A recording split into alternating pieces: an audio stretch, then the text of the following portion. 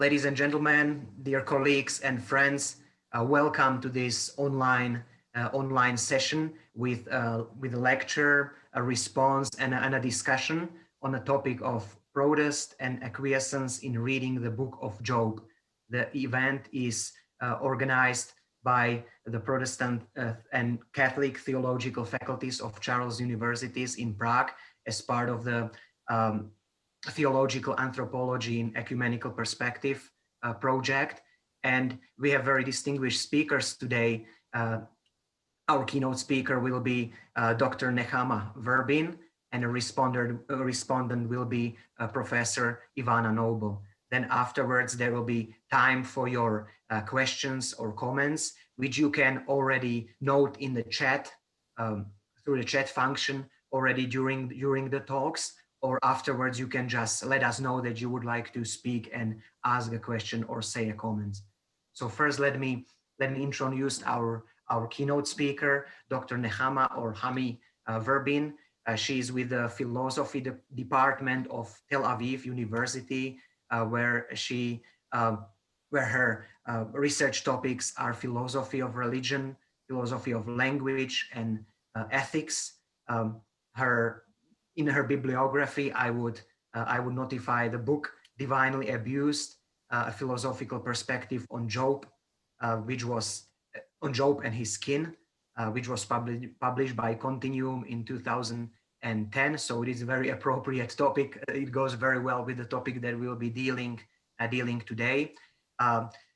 Dr. Verbin, in her research, deals with topics such as a relationship between faith and doubt, themes of evil, suffering, divine providence in Maimonides and Kierkegaard. So please, Hami, the floor is yours. Thank you very much. I'm very happy to see you, although it's through this strange medium, and I hope next time in person. So I'd like to start with a story that Elie Wiesel writes in one of his novels. The story tells us about a group of Jews that have gathered for prayer in a synagogue somewhere in Nazi-occupied Europe. And as they were praying, a God-fearing man, an old man, came in, and he sat quietly on the side. And as the sound of the prayer was rising, he stood up and he said, "Be quiet. Don't pray so loud. God may hear you. God forbid God may hear you." And he may discover that a few more Jews are still alive in Nazi-occupied Europe. So it is this kind of experience of God as dangerous, as plotting, as conniving, as potentially abusing, that is at the focus of my talk today. Centuries before Elie Wiesel, we have the author or authors of the book of Job, having Job express a pretty troublesome way of experiencing God, namely experiencing God as abusing, not potentially abusing, not simply dangerous, but actually abusing. I'm sharing the screen.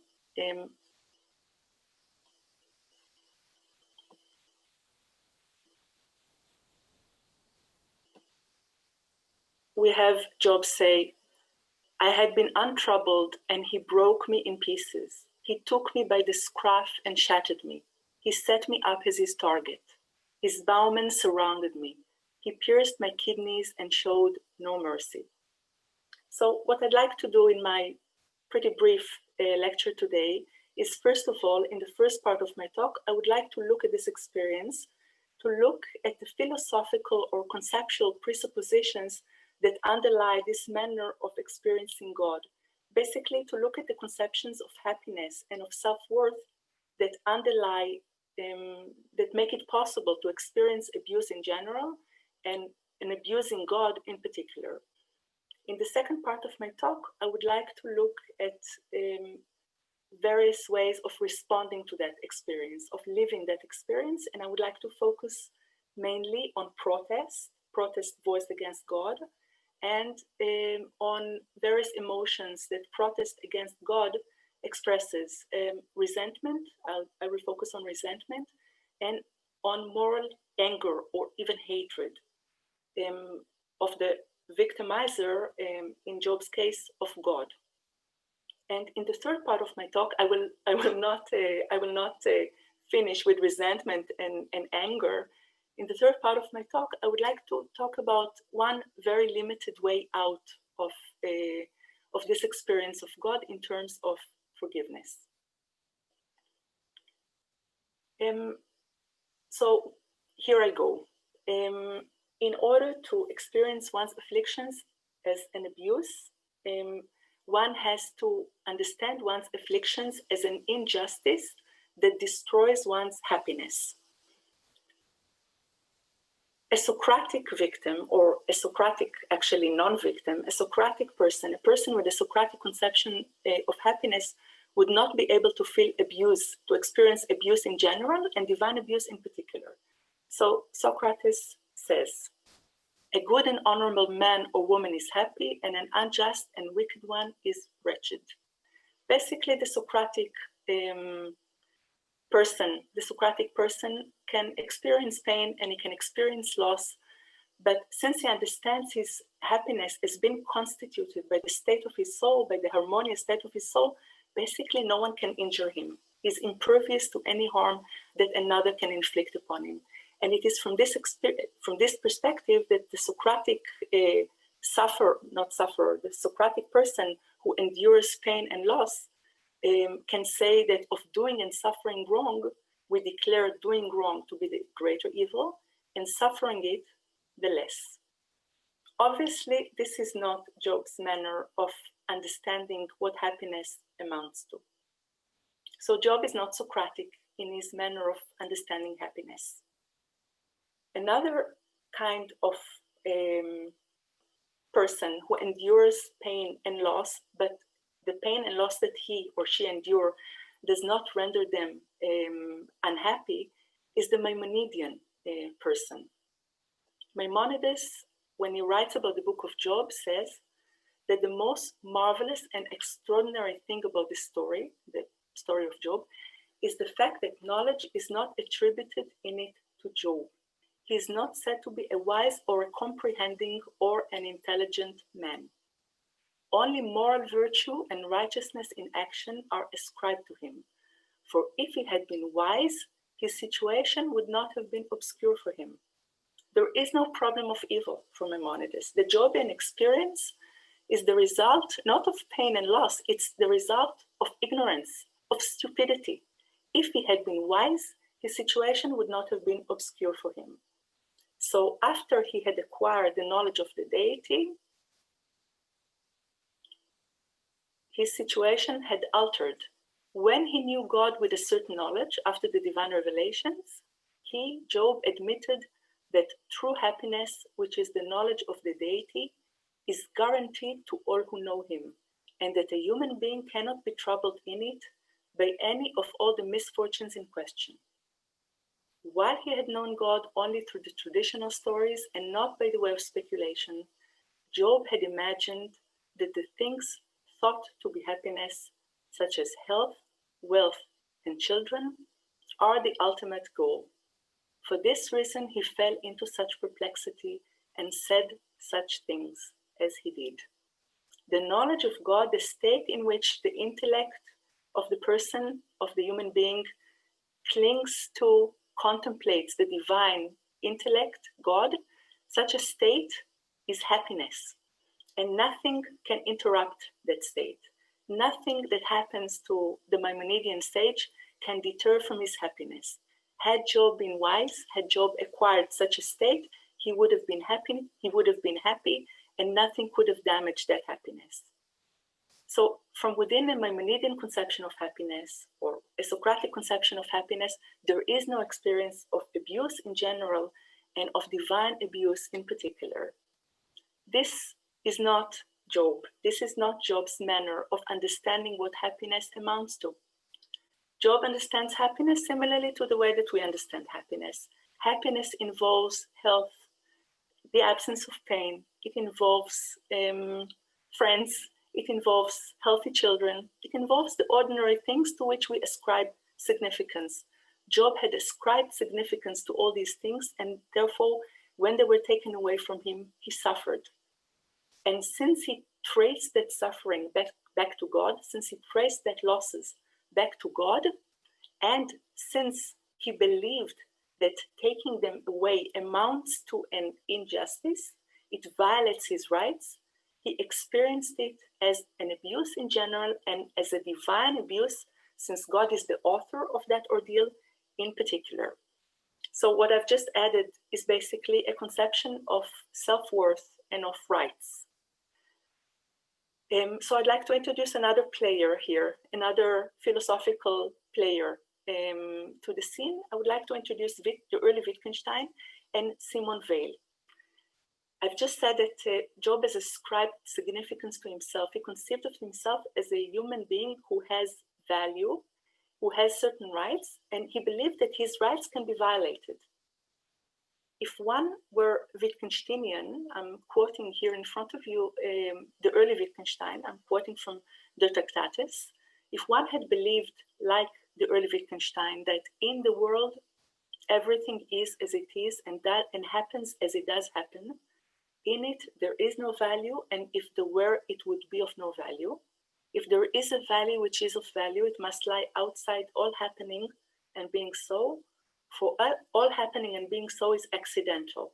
The early Wittgenstein maintains that there is no distinction between good and evil. Instead of the distinction between good and evil, there is a distinction between what is necessary and what is contingent.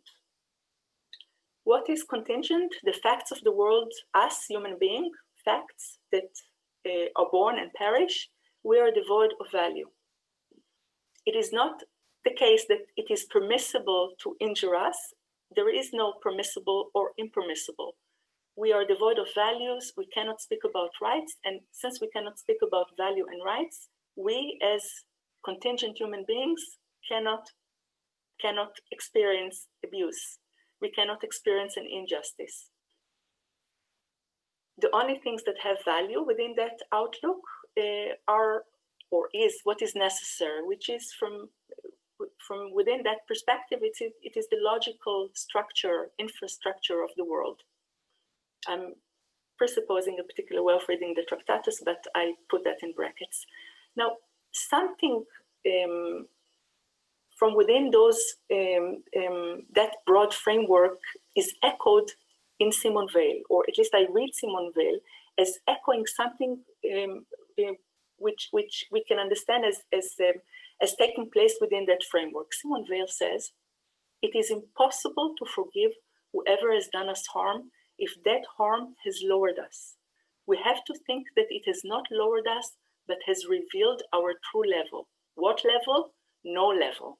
Basically, there is no room to talk about, it's not that there is no room. What we are to do when we suffer harm is to use that harm to think that we are completely insignificant, that we're completely devoid of value. And if we think of ourselves in such a manner, then nobody can abuse us because we have no rights. And if nobody can abuse us, there is no room for resentment, there's no room for protest, there is no room to speak about abuse. So when one suffers and one traces one suffering back to God, this is basically a mistake. She says, if I thought that God sent me suffering by an act of his will and for my good, I should think that I was something. And I should miss the chief use of suffering, which is to teach me that I am nothing. It is not God that is acting either in a malevolent or in a benevolent manner toward human beings. God, it is not God that sends suffering. It is not an act of his will. What the human person who is suffering is to do is to contemplate what happens, to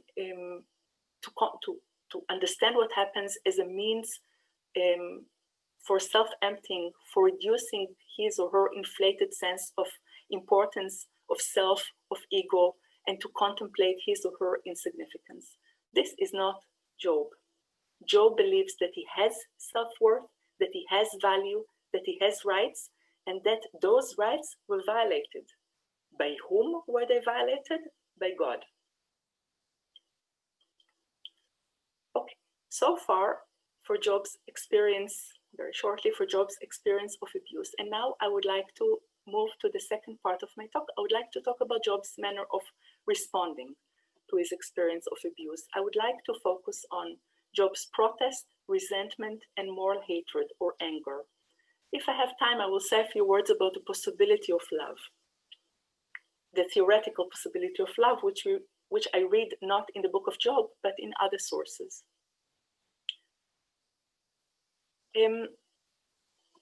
Job protests. Job says, "Am I the sea or the dragon that you have set a watch over me?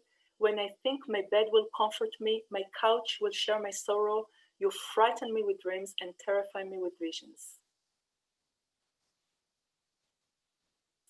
He says, "God has wronged me. He has thrown up siege works around me. I cry violence, but am not answered. I shout, but can get no justice." It is impossible to miss the protest in the book of Job. Protest is there throughout the book, basically in everything that Job says. Now, what I'd like to show now briefly is that Job is not alone. Job's protest is not an anomaly, at least not in the Jewish tradition. We have expressions of protest throughout the ages, early and late, of believers, paradigmatic believers that express protest, bitter, daring, bold protest against God. So my first example is an early midrash, an early exegesis, rabbinical exegesis, which is put in the mouth of Rabbi Shimon Bar Yochai. Rabbi Shimon Bar Yochai is believed to have written the Book of Splendor. He is believed to be the author behind the Kabbalah. So a paradigmatic figure, not some kind of an odd peripheral figure. And what is put in the mouth of Rabbi Shimon Bar Yochai? The following words, which is an exegesis of the story of Cain and Abel. "It is difficult to say this thing, and the mouth cannot utter it plainly. Think of two athletes wrestling before the king. Cain and Abel are analogous to two athletes, two gladiators, wrestling before the king, before the Roman king. The mere analogy between God and the Roman king is enough to constitute an exegesis of protest. The Roman king was understood by the rabbis as a despicable figure, a figure whose entity, whose essence is power, and the limitless, boundless use of power, no morality, no thinking underlying it.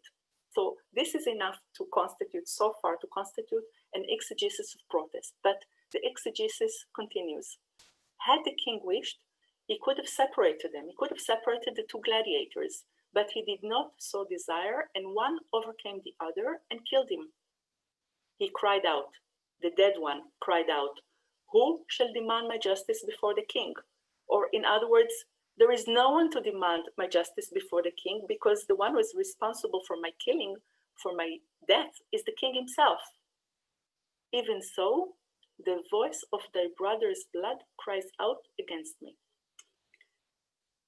In the text, in the Genesis story, as you recall, God says to Cain, "Thy brother's blood cries out to me from the ground." In this exegesis, it is Abel that is pointing the accusing finger at God, saying, "The voice of thy brother's blood," Rabbi Shimon Bar Yochai is saying, "The voice of thy brother's blood cries out against me, against God from the ground." Basically, Abel is accusing God, like the gladiator, the dead gladiator, is accusing God of orchestrating the immoral sin and of allowing it to come to completion. So he's accusing God of murder, basically. So this is the first example. My second example is a medieval example. It's taken from a piyut. Piyut is not officially part of the prayer, but it is recited along with the prayer. The piyut is called Ele Ezkara. And when is it recited? It's recited during the Day of Atonement, the day which is believed to be a day of judgment and justice. It recalls the execution of the 10 Jewish martyrs It has, in the beginning, I have only this part for you. It begins with a very graphic description of the ways that they are being executed. One's head is severed, the other one, and his tongue licks the earth. The other one is being skinned alive. Horrendous descriptions. And protest is put in the mouth of the angels, of the seraphim. The celestial seraphim cried out bitterly, "Is this the Torah and this its reward? O God, who cloaks himself in light as with a garment." Very straightforward protest. And the response? A voice from heaven responded, "If I hear another sound, I will transform the universe to water. I will turn the earth to astonishing emptiness. This is a decree from my presence, accept it." What kind of response is it? And is the response a real response, or is it part of the protest? I suggest that this is part of the protest. The response, very similar to the response that God gives to Job, is given in terms of power, in terms of divine power. Basically, I can do whatever I want, be quiet, or I will kill you. The response does not engage with the moral content of the protest of the angels. Is this the Torah and this its reward? My third example is from the poetry of the national Israeli poet Bialik. This is one verse where he says, "If there is any justice, let it shine now. But if it shines in the sky after I'm killed, let its throne be smashed." Also very bold and very direct. Now, the reason why I'm putting Job's protest in context is to show that what I'm talking about, what I'm offering, my way of reading the book of Job is not some kind of a modern or postmodern or secular reading, anachronistic reading of the book of Job, but this voice exists throughout the Jewish tradition. Perhaps it's not the most loud voice within the Jewish tradition, but it is there, and I think it's highly important. And I think when the ear is tuned to hear that voice, the book of Job emerges in its beauty and significance. Protest, Job's protest, and the protest that the expressions of protest that I've discussed so far expresses, I would like to argue, resentment and moral anger or even hatred. What is resentment? I'm using Jean Hampton's analysis of resentment. Resentment is an emotional protest directed at defending the victim's sense of self-worth. When someone injures us, they convey the message, whether implicitly or explicitly, that we're not worthy of better treatment. The victim attempts to defy that demeaning message, and the emotion by which the victim attempts to defy, to deny, to reject that demeaning message is by resentment. So resentment is an emotion whose object is the defiant reaffirmation of one's rank and value in the face of treatment, calling them into question in one's own mind. The expressions of protest that I've from Job that I've mentioned are expressions, I think, clear expressions of resentment. But Job does not merely express resentment, he also expresses moral anger or hatred. Moral hatred is an emotional protest directing at defending a moral value that has been violated. So it is an emotional a moral emotion that not only victims can feel. We can read an article in the newspaper and it tells us about an injustice, a horrendous injustice about racism, I don't know what, and we can feel moral anger, strong moral anger toward the person who had acted in an unjust manner. I assume that those people who voted against Trump, that some of them, we can characterize their attitude toward Trump as moral anger or even hatred.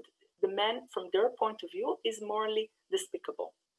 What makes him morally despicable? The kinds of morality, the kinds of moral values to which he is committed or not committed. So this is an emotion that is shared by victims and non-victims alike. As Hampton puts it, it is an emotional protest against immoral treatment whose object is the defense of the value which an action violated. Where do I find moral hatred in the book of Job, or moral anger? In those passages where Job is concerned not only with his own fate, with what he experiences, but with the fate of the righteous and the wicked in general. In utterance such as this, why do the wicked live on, prosper, and grow wealthy? He's not looking for an explanation. This is protest, which expresses his moral anger toward God, who conducts his world in this manner.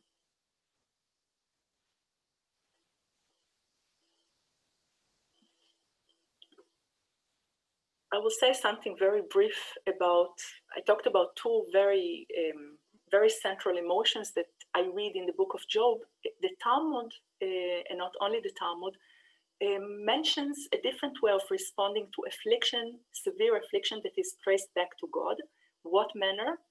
Submitting lovingly to them, viewing them as afflictions of love, as afflictions that arise from God's love.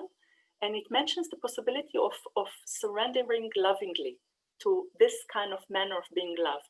So the Talmud says that when one suffers affliction and one cannot see those afflictions as punishment, it can be assumed that they are afflictions of love, as it is stated, for the Lord rebukes the one he loves. Whomever the Holy One, blessed is he, desires, he crushes with afflictions. So when one suffers affliction, severe affliction that one traces back to God, one can respond like Job does, with resentment, protest, moral hatred, moral anger. The Talmud mentions another possibility, another way of responding to afflictions, namely surrendering lovingly to them, viewing them as divine afflictions of love. This is not Job. And if you like, during the discussion, we can talk about whether this term, afflictions of love, isn't a nice, polite way of talking about divine abuse. I leave that to the discussion. And of course, such a manner of thinking about afflictions that are traced back to God is not only Talmudic. We have a beautiful Kierkegaardian outlook on the relation between love, divine love, and suffering. I'll read it and then I'll move on and go back to Job. The God of love, this is from the moment late. The God of love is in heaven, fondly loving also you. Yes, loving. That is why he would like you finally to will what he for the sake of eternity wills for you, that you might resolve to will to suffer. That is, that you might resolve to will to love him, because you can love him only in suffering. Or if you love him as he wills to be loved, you will come to suffer. This is not Job. Job does not believe that love involves suffering. Okay. Protest, anger, resentment. Does it stop there? It may stop there, but it may not stop there. Protest, anger, resentment may be overcome. How may they be overcome? They may be overcome in forgiveness. So I'd like to read to you a beautiful Hasidic tale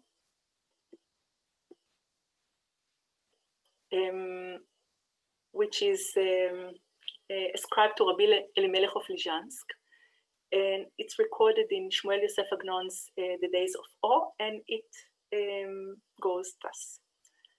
Once upon a time, on the eve of Yom Kippur, the holy rabbi said to his disciples, "If you wish to find out how to make atonement on the eve of Yom Kippur, go to the tailor who lives at the edge of town." And the disciples went at dawn and stood by the tailor's window. They saw the tailor and his sons praying simply like all tailors do. After the prayer, the tailor and his children put on Shabbat clothes, they lit candles, prepared the table with all delicacies, and sat down merrily at the table. Then the tailor took out a book in which all the offenses which he had performed during the course of that year, from the previous Yom Kippur until the current one, were written down. And he started thus. God Almighty, Today it is time for us to account for all the offenses that we have performed, since it is a time of atonement for the whole of Israel. And he started to enumerate all the offenses which he had performed during the year, which were all written down in this book. And after he finished accounting for all the offenses, he took out a bigger and a heavier book than the first and said, God Almighty, I have previously considered my own offenses. Now I shall consider yours. And he mentioned all the sorrow and suffering, hardship and pain, the evil diseases and loss of property which he and his family have endured. And when he finished, he said, God Almighty, if we perform an honest calculation, you owe me more than I owe you. But I do not wish to be petty with you, since it is the evening of Yom Kippur and we are all obliged to be reconciled with our friends. So we forgive you your trespasses against us, if you forgive us our trespasses against you. And he poured a glass of wine and blessed Shehakol and said loudly, to life, God Almighty, we forgive each other for what we had trespassed against each other. And all offenses are void, as if they had never existed. And then they ate and drank merrily. The disciples returned and told their holy rabbi of all that they had seen and heard. And they said that the tailor's words were harsh and an insolence before God. And the holy rabbi said, know thee that God Almighty in all his glory with the heavenly assembly comes to hear the tailor who speaks very plainly, and from his true words, joy and great happiness are done in all worlds.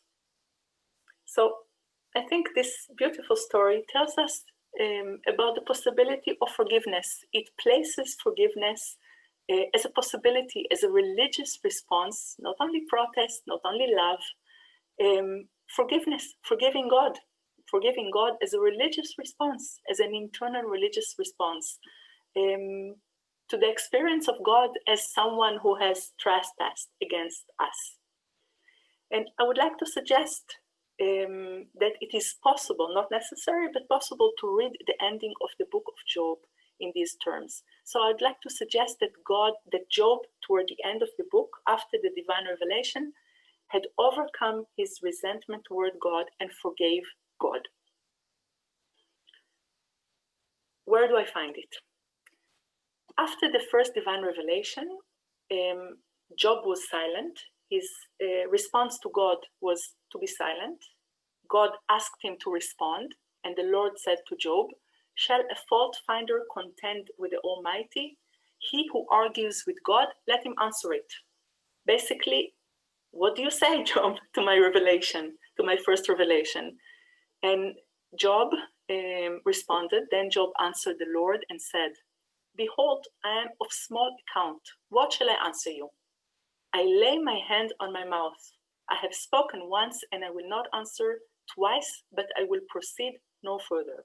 Or in other words, I've said all that I could say, all that I wanted to say. Your revelation did not really respond to the content of my accusations, and I've got nothing more to say. It doesn't seem like the first Jobian response can be read in terms of Job forgiving God for anything. The second Jobian response to the second divine revelation after the failed first divine revelation, God appears a second time to Job, and then Job says, I know that you can do all things and that no purpose of yours can be thwarted. Who is this that hides counsel without knowledge? I had heard of you by the hearing of the ear, but now my eyes sees you. Therefore I recant and relent in dust and ashes.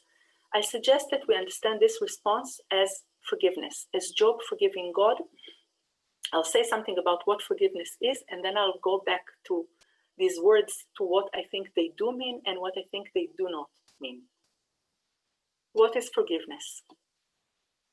Normally, most philosophers believe that forgiveness involves three components. The first component is overcoming resentment, overcoming one's sense of humiliation, by means of which the victim who had reacquired his sense of self-worth or her sense of self-worth had overcome her sense of humiliation, and through which they overcame their resentment. The victim was able to reacquire their sense of self-worth. This is the first feature of forgiveness, according to what I have argued. It is my belief that this is the only central feature of forgiveness. The other two components of forgiveness that philosophers normally believe are part of forgiveness are the acquisition of a more positive attitude or outlook toward the wrongdoer and a willingness to be reconciled with the wrongdoer. What I believe is that these two features often accompany forgiveness, but they're not necessary. They may happen, they may not happen. And why aren't they necessary? Because I believe that it is possible to forgive unilaterally.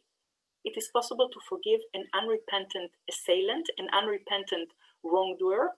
And when the wrongdoer does not repent, one overcomes one's resentment, but one does not necessarily adopt or acquires a more positive attitude toward him or her, or a willingness to be reconciled with him. So I'm arguing that the core of forgiveness is the overcoming of resentment. Now back to Job's response to the second divine revelation. I believe that Job, we can read those verses as an expression of Job's reacquiring his sense of self-worth, reacquiring his sense of his value, and by which he had overcome his resentment toward God and he had forgiven him. What had enabled Job to overcome his sense of humiliation? God had revealed himself to him. Despite the content of God's revelations, God had revealed himself to him, asked for his response, and reappeared to him a second time. What the message that is conveyed by doing so is that he is of importance, that he has value. So if we're looking for an explanation as to what had enabled Job to reacquire his sense of self-worth, the divine revelations could have done that. But I believe that although Job had reacquired his sense of self-worth, had overcome his resentment and forgave God, he was not willing to be reconciled with him. Why not? The content of the divine revelations was, I can do whatever I want. There was no engagement with the content of Job's accusations. There was no moral response to Job. So what Job is saying here in those verses is, I know that you can do all things. Now I understand. I'd heard of you by the hearing of the ear, but now my eye sees you. Now I understand that who you are is power, that nothing restricts your power. Or in other words, I've got nobody to talk to. And therefore, I cease to protest. Not because I received an answer, not because I take back the content of my accusations, but because I realized that there is no point. I forgive you, but I refused to be reconciled with you. I feel comforted as a human being,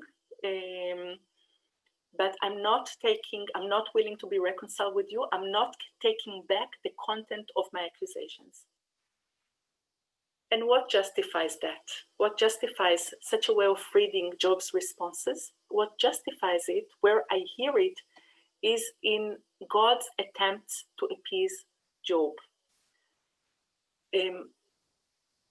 Toward the end of the story, after Job says that I've heard of you by the hearing of the ear, but now I've seen you, therefore I recant and relent in dust and ashes.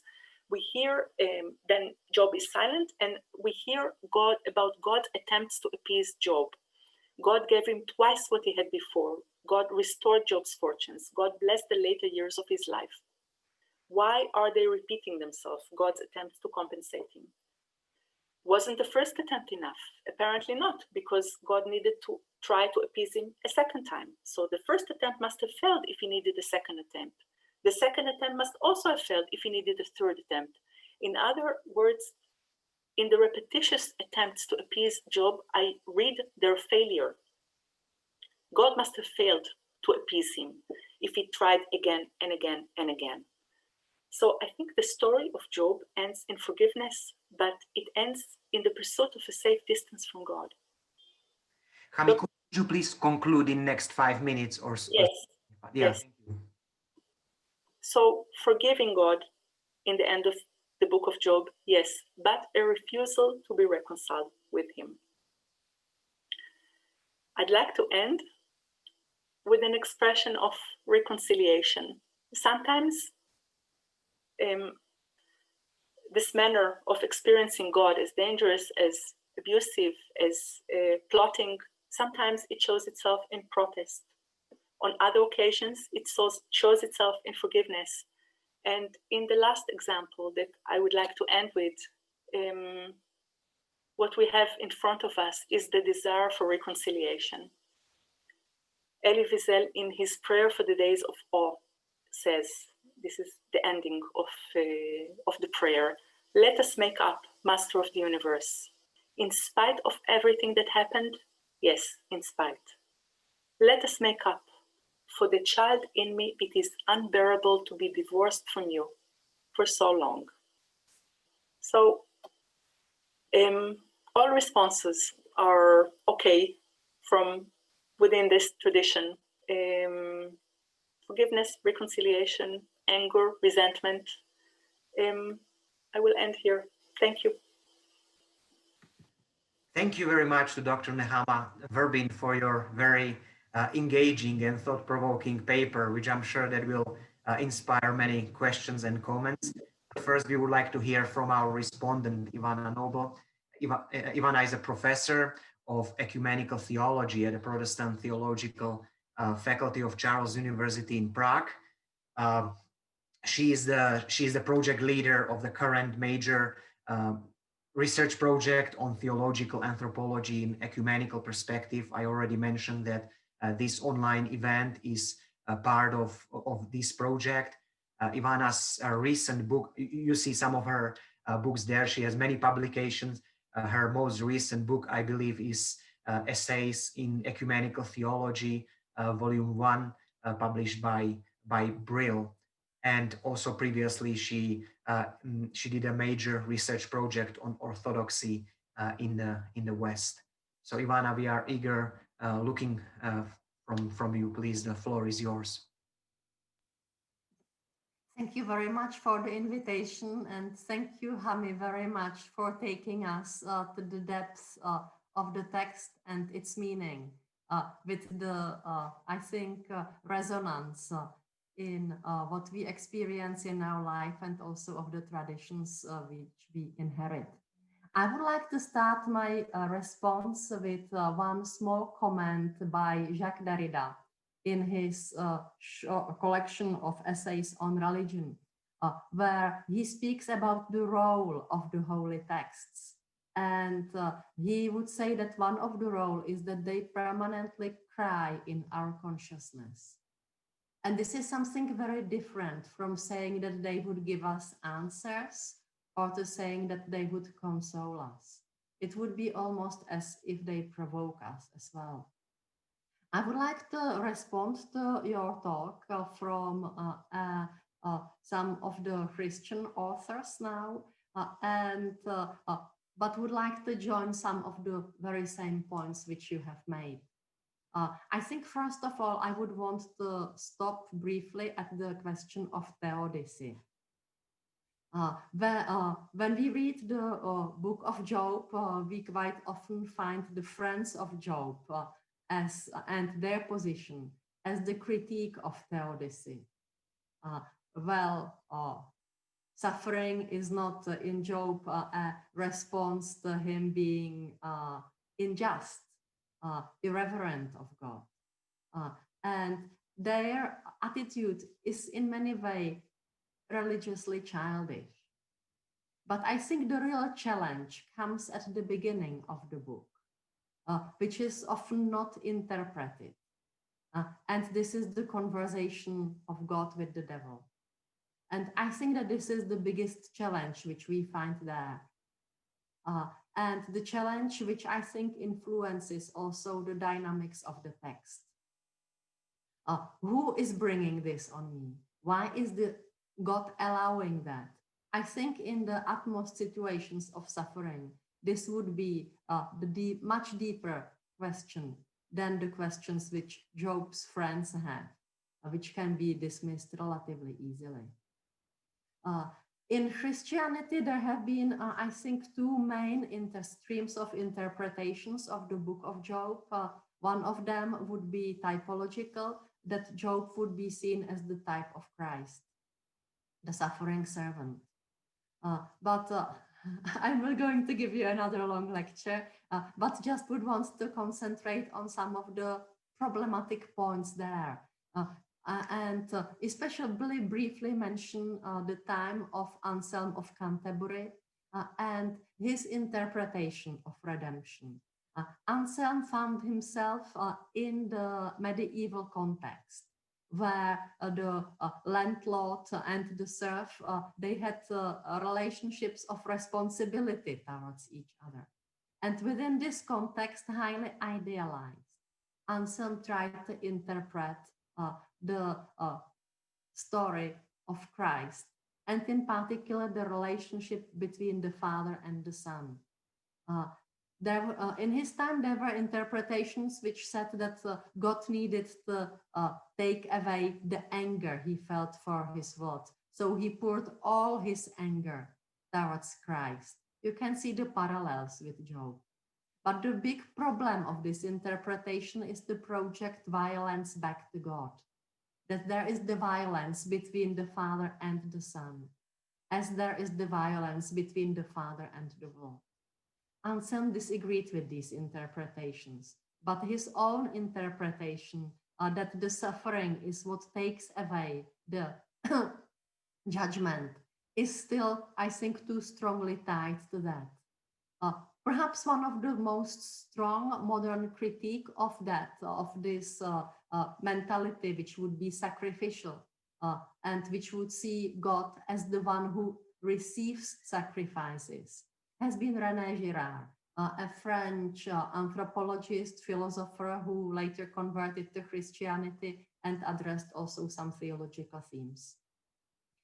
Girard, in his book, Since the Foundation, The Mysteries Hidden Since the Foundation of the World, looked at the scapegoat mechanism present in the history of religion. And he criticizes that the scapegoat mechanism ultimately fails. Before his conversion to Christianity, he thought that when he started interpreting the story of Christ, he would find there the utmost example of what he wants to criticize and basically destroy to pieces. But when he reads Christ's story, he finds there that God actually stands on the side of the victim. And God's desire is to destroy the victim mechanism. And there he offers, I think, much more, I would say, agreeable theology, where God doesn't want suffering, God doesn't cause suffering, but God helps people out of suffering. God's gift in incarnation is not that there will be cross immediately pursued, but that the Son of God will be one with us. But of course, this interpretation then gets stuck when we speak about God's omnipotence, and there are severe problems. And this interpretation doesn't really echo the type present in Job's story. Another Christian interpretation would be to look at Job allegorically. It is the allegory of human suffering. Allegory of human suffering where people keep asking why, and they don't get answers. And through the experience of not having answers, they grow again to the communion with God, which is different. If you take, for example, Paul Ricoeur and his journey from the first naivety through the hermeneutics of suspicion to the second naivety, this can be an interpretative tool of such a journey. But the second naivety in Ricoeur is still the second closeness. This is where it would be different, I think, to what Hami was trying to say in the end. There would not be resentment in the end. But is it so at the grasswork? Is it how people really work with suffering? I think in the current scene, we can see the difference perhaps between the interpretations of Pope Benedict and Pope Francis. If you haven't seen the film Two Popes, I really very warmly recommend this to you because it is very well captured there. On one side of Pope Benedict, which would be similar position in Hans Urs von Balthasar, and it would be nourished especially by Catholic mysticism, which would say that suffering has the saving value, that in suffering we participate in the pain of Christ and bring salvation to the world. And therefore accepting suffering is something good. Pope Francis would take a very different stand, and for him suffering would be something to be overcome. Suffering is not something good, and agreeing to suffering or sanctifying suffering is taking away our responsibility for the world, for each other, and even for ourselves. There would be these two different approaches, which I think can be found in different church community till now. In Protestantism, there would still be very strong echoes of the divine majesty that can do anything to people, even squash them like worms, because they don't have any worth in themselves. And then there would be the protests, like you would find in the Dietrich Bonhoeffer and many others, who would say, no, this is not acceptable because this is not the God whom we worship. So there would be the tensions in Christianity. But the tensions will not bring, or at least will not go the direction to the answers, because as soon as you want to give your ultimate answer to the problems of Theodicy, it crumbles down, it breaks down, or it leaves the human experience alone, alone outside of these schemes. So if I return to the book of Job, I think the book of Job offers both the meditative reading through the figure of Job, the figure of very courageous conversation, or I would say confrontation with God, of the one who is just. I think something like that can be read typologically also into Christology and into Christ's cry on the cross, God, God, why have you deserted me? And give this statement a real meaning. I think in the life of the suffering people, I think not only of ourselves, but also of other people. It takes away the imperative that we have to speak about it in nice, pious phrases. And I think it opens space to real conversation. What I liked very much in your lecture, Hami, was the story of the tailor and the mutual forgiveness. And I think that the image of people having to come in terms with their anger, with their resentment, which sometimes is stylized, but often it is also real, is a very important point. And I think we need to understand also the secularity or the move towards quite vague religiosity as a response to the resentment and to the anger. I think Judaism as well as Christianity would try to deal also with the problems which cannot be resolved by means of ritual, which can communicate more than can be explained, and also by means of mystical experience, where the goodness can be experienced, which goes beyond the schemes. And if I come back to the beginning, that Derrida sees some of the biblical texts as the ongoing provocation in our consciousness. This provocation also can lead to the no and to the arguing with God. No, God, don't allow the suffering of others. There has been enough bloodshed.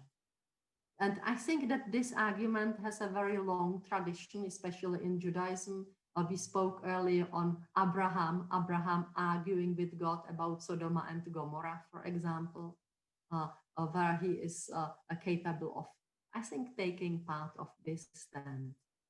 In Christianity, I think we will need to rethink what do we mean by worshipping our martyrs. What do we mean by worshipping the cross? Very, very central themes in Christianity. That it would be done in the way that would not promote violence and that would not, I think, ridicule human experience. I think I would still want to say in the end that the belief in the good God would be central in what I would understand as Christianity. But then some of the texts, which would be in the Holy Scriptures, they would challenge this very concept. And it seems that people have to grow through this very deep and painful and dark question in order to arrive at the blessing and in order to arrive to be the loving partners of the loving God. Thank you for your attention. And thank you very much, Ivana, for your insightful comments and opening some even other venues for our thoughts that Hami already opened. So now I would like to encourage again our participants, our audience to ask their questions or present their comments through chat or just signaling to us that you would like to presenting it. And before that happens, because as I can see, there are no questions yet, I would like to give some space for Hami to respond back to what Ivana said, if you would like to, Hami. Thank you very much, Ivana, for your presentation, for your response. You started by you started with your concerns about the beginning of the book of Job, the conversation between God and Satan, and as I was rereading the book of Job, I often ask myself, what were we supposed to make of the beginning of the story? Is it presented as a way of explaining Job's ordeal, or is it presented as a way of showing that whatever explanations we may come up with to justify God or to deal with the problem of evil are going to be as ridiculous as the framework, as the setting between God and Satan? And so I ended up believing that the framework, the conversation, is a way of ridiculing theodicies. So thank you. Thank you very much. I came to the very same conclusion. Are there any questions from the audience at this moment? Would anybody like to present something? If not, then maybe I will ask a question. It is to Hami, but if Ivana wants to, she can also respond. I would like to go to one important point that you mentioned in your paper, Hami, about the opportunity or the belief that it is possible to overcome through forgiveness, protest, and moral anger or hatred and resentment. And I was just wondering if in this whole process, this whole dynamic, a human being is on his or her own, or if the fact that we are relational beings plays a role there. With Job, a relationship with his friends didn't work out that well, but I mean, still, perhaps there is this hope that, I mean, you mentioned definition, but by Gene Hampton of resentment, emotional protest directed at defending the victim's sense of self-worth. So is it only one defending oneself, or can it be other people, other human being defending that victim? So that's my question.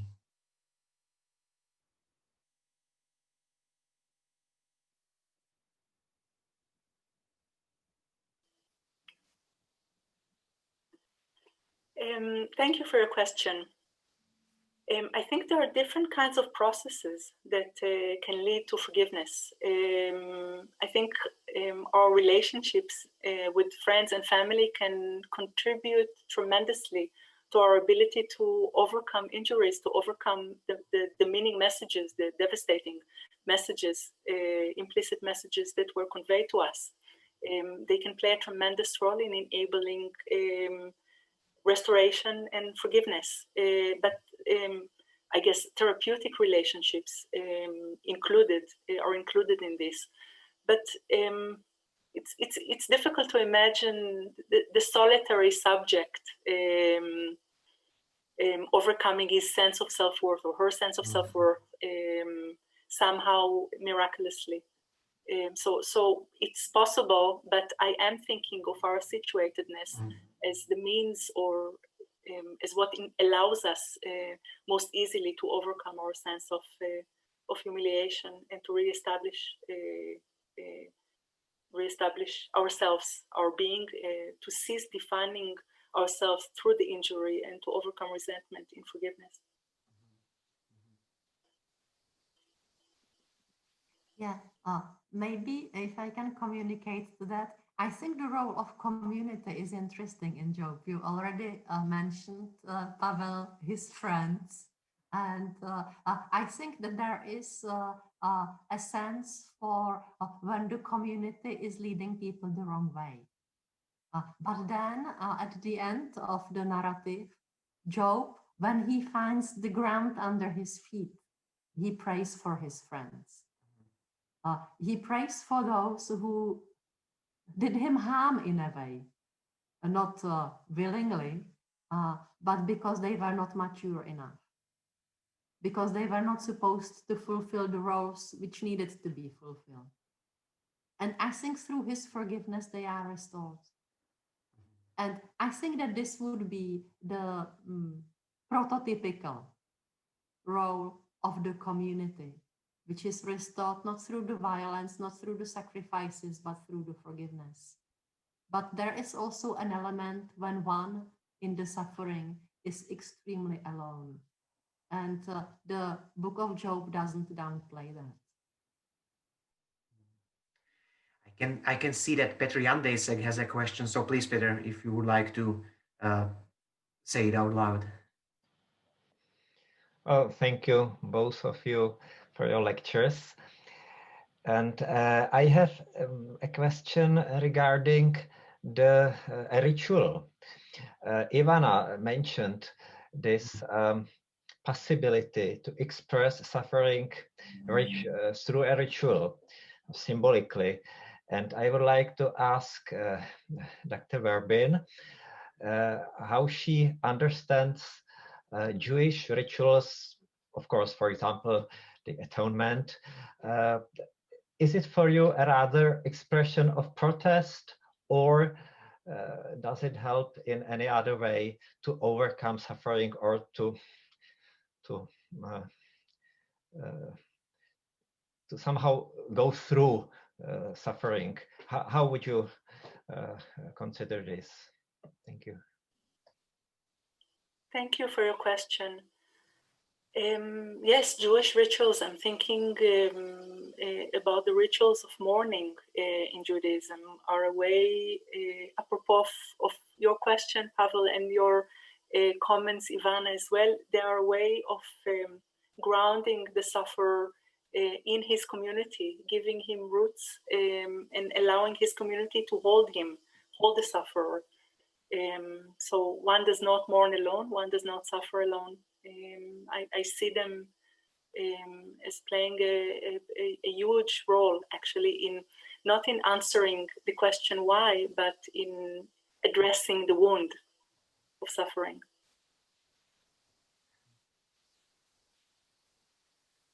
Thank you. Any other questions or comments?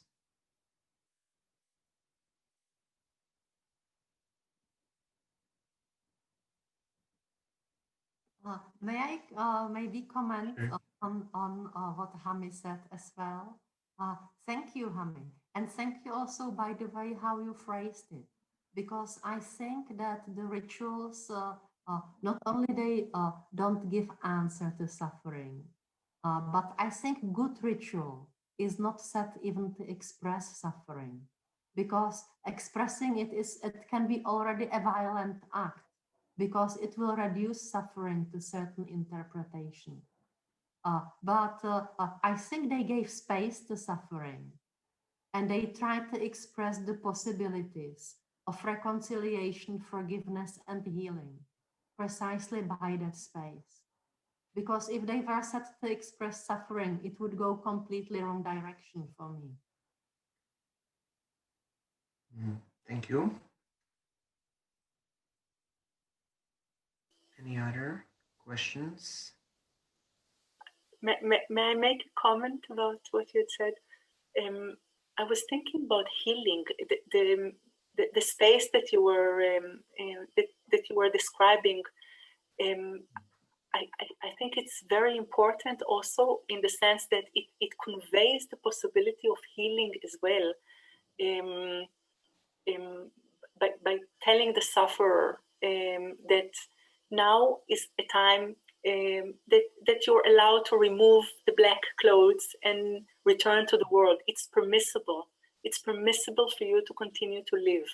It was permissible to withdraw and to be helped by others in your withdrawal, but also it's permissible to come out of the darkness.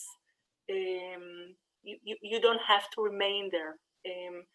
So I think you phrased it beautifully, Ivana, in terms of the giving of the space for suffering and for healing as well.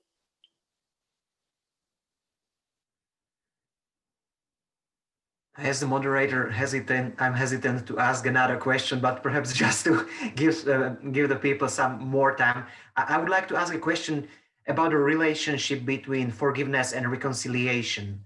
I mean, at your you emphasize that for you, I mean, those 3 points that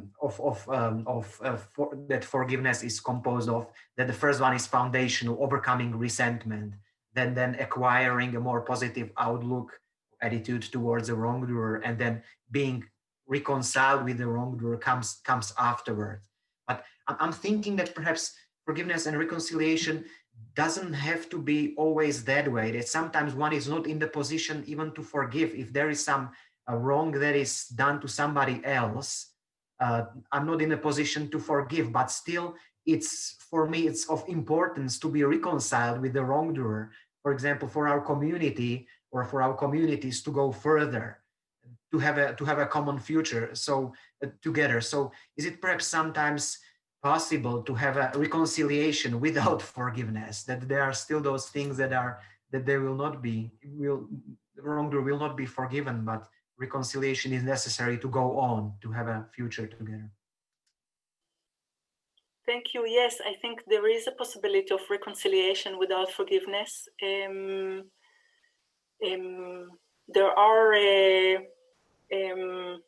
There is a Cold War sometime between nations where there is reconciliation in the sense that there is no hostility, but there is no mutual forgiveness. But what I actually wanted to emphasize is that forgiveness on some occasions may not actually be a very good thing. Sorry, not forgiveness, reconciliation. Forgiveness is always a good thing, as I understand the concept of forgiveness, because forgiveness is always manifests healing. It always manifests the victim's liberation from his victimhood. But reconciliation may not always be a good thing. And sometimes genuine forgiveness, or forgiveness is genuine, forgiveness takes place because there is no reconciliation that follows after. Sometimes a victim, we can say that a victim has reacquired their sense of self-worth when they refuse to return to a damaging relationship, when they refuse to be reconciled to a dangerous wrongdoer. So this is actually the option or the possibility that I think is interesting to look at. And of course, the ideal scenario is when there is forgiveness, there is a repenting wrongdoer, and reconciliation that follows after that somehow completes the harmony that we all aspire to. But sometimes the best that we can do is to forgive and refuse to be reconciled, I think.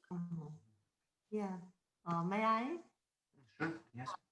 Thank you very much, Hami.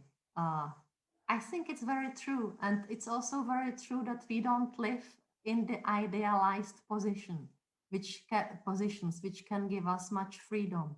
Because there is, I think, a great nuance of positions between closeness and distance, and sometimes necessary distance. I think the lack of forgiveness and the lack of reconciliation, they are expressions of that distance.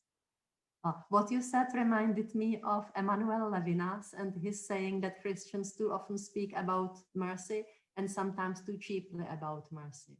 Because if you start speaking about mercy too soon, the healing cannot happen.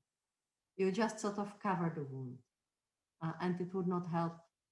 So it may be more helpful, I think, to position yourself realistically, lovingly, on the journey where you find yourself in relationship with the other. I remember a very good advice of my former supervisor during one situation when I talked to him about someone who really harmed me, and I didn't know how to react to that person. And I got a very good advice. He told me, take a small distance so that you don't have to take a big distance. And this was one of the most profound advices which helped me, I think, in negotiating with people with whom I just cannot agree, who I think harm not only me, but also harm others. And I still can share some common spaces with them. But I think this small distance allows me my freedom and also freedom to say, I very profoundly disagree how others are treated by that person. Thank you very much. Last opportunity for questions or comments. This is your... May I? Yes, sure. Just to respond to your comments, Ivana, about the distance. I think I read Job as looking for that small distance from God, but Job's problem is that it's very difficult for him to find that small distance, and he's looking for that small distance within himself, within the intimacy that he's refusing to go back to. So yes, the very big problems arise when the other that you would like to seek distance, small distance from, is the Almighty. Yes. May I respond to Hami? Yes. And I think that we move to the territory where distance is not seen only as a negative thing. Because I think that distance in the end enables Job to be who he is. And from the blessing in the end, we can see also that Job becomes someone whom God wants to bless. I mean, we can even interpret in Christianity the Holy Trinity in terms of closeness and distance. The absence of identity, which can be, I think, violent, again, taking away the value, as you spoke about the value and the specificity.